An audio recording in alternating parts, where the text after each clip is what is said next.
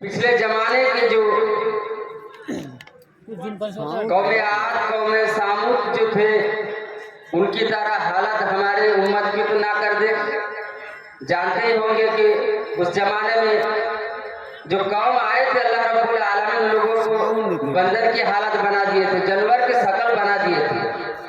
इसी वजह से हमारे नबी जनाब मोहम्मद रसूलुल्लाह सल्लल्लाहु अलैहि वसल्लम उस वक्त भी अल्लाह के पास ये सुपारिश किए कि हमारे जाने के बाद हमारे उम्मत को बंदर की शक्ल ना बना दिया जाए।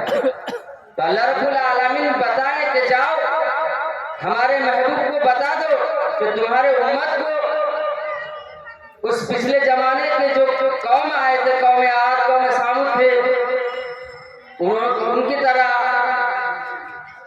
तुम्हारे उम्मत को बंदर नहीं बनाया जाएगा, जानवर की शक्ल नहीं बनाया जाएगा। कुर्बान जाओ हमारे नबी के ऊपर कि हमारे लिए उस वक्त सुपारिश किए थे। इसी वजह से आज हम लोग इंसान की शक्ल में घूम रहे हैं, वरना हम लोगों की हालत वैसी ही हो जाती है। आज उसी नबी की उम्मत है हम, फिर भी उसी नबी की सूरत को सुन्नत को भूल चुके हैं। आज गद्दारी मक्कारी पे हम लोग लगे चुके हैं, चोरी के डकाती पे लगे चुके हैं, हराम और हलाल को तो पहचानते नहीं हैं। आज हमारी इबादतों में लज्जत खत्म हो चुकी है। क्यों? इस वजह से हमारी इबादतों में लज्जत आती क्यों नहीं? इबादत तो करते हैं, दुआ तो अल्लाह रब्बुल आलमीन के पास करते हैं, कबूल क्यों नहीं होती? इबादत तो करते हैं, इबादत में मजा क्यों नहीं आता? अगर हम लोग आज हराम को इतना खाना शुरू किए हैं कि हलाल को भूल चुके हैं, सूद घूस चोरी डकाती में इतना हम लोग मशगूल हो चुके हैं कि हम सूद खाते खाते, घूस खाते खाते, चोरी के माल खाते खाते हमारे पेट को गंदा कर चुके हैं और झूठ बोलते बोलते हमारे दिल को इतना गंदा कर चुके हैं, हराम माल खा खा कर हमारे पेट को गंदा कर चुके हैं, झूठ बात बोल बोल कर हमारे दिल को गंदा कर चुके हैं। तो हमारी इबादत में लज्जत, इबादत में मजा कैसे आएगा? इसी वजह से हमारी इबादतों में, हमारी अल्लाह की इबादतों में मजा, लज्जत खत्म हो चुकी है। हमारी इबादतों में मजा खत्म हो चुकी है। दुआ इसीलिए कबूल नहीं हो रही है कि आज हम लोग हराम और हलाल को पहचानना छोड़। इंसान तो आज गद्दारी मक्कारी में शुरू करते हैं, ज्यादा मशगूल हो चुके हैं, गद्दारी करते हैं। आज इसी नबी के जनाब मोहम्मद रसूलुल्लाह सल्लल्लाहु अलैहि वसल्लम यही बता चुके हैं कि हमारी उम्मत गद्दारी करो। आज इंसान इतनी गलत रास्ते पे उतर चुके हैं कि इंसान तो जिंदा को सताते हैं और मुर्दों के पास जाकर माफी मांगते हैं। इंसान कैसा रूप धारण करते हैं? जिंदा जब इंसान, कोई इंसान रहता है तो उसको सताते हैं और जब मर जाता है मुर्दों के पास जाकर माफी मांगता है।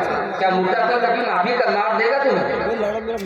जब जिंदा थे तो कभी भी उसके पास नहीं थे, उसके हालत नहीं पूछे थे, जब मर गया था उसकी माफी मांगा। एक बात याद रखो भाई, इंसान, कोई इंसान को अगर तकलीफ दे, अगर वो इंसान जिंदा रहते हुए अगर उसको माफ ना करे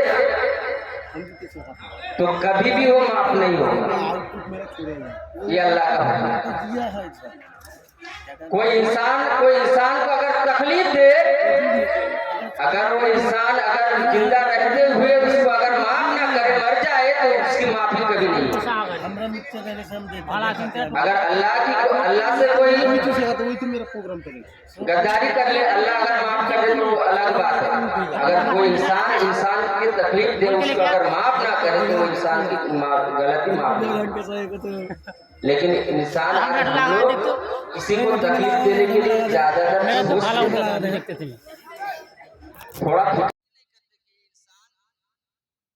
उससे कमजोर है, इसको तकलीफ ना दे, ये नहीं सोचते। आज हम लोगों के लिए हमारे लिए कितने रोए हैं, हमारे लिए सुपारिश किए हैं, फिर भी उसी नबी को हम लोग आज भुला बैठे, उसी नबी को सीरत को भुला बैठे हैं, सुन्नत को भुला बैठे हैं। ये अगर जानना है, ये अगर सीखना है तो कहाँ जाना है? यही मदरसा है, यही मदरसा, ये कारखाना है, इसी पे जगह पे आना है। यहीं पे आएंगे तो सब सीखेंगे, हराम और हलाल पहचान पाएंगे। अगर ना आएंगे तो कहाँ सीखेंगे? इंसान इस जगह में आना छोड़ दिया है, हमारे बच्चों को दीन की तालीम से दूर कर दिए हैं। तो कैसे सीखेंगे हमारे बच्चे दीन की तालीम? खोल के देख कैसा हुआ, देखा था। इसी जगह पे आए हम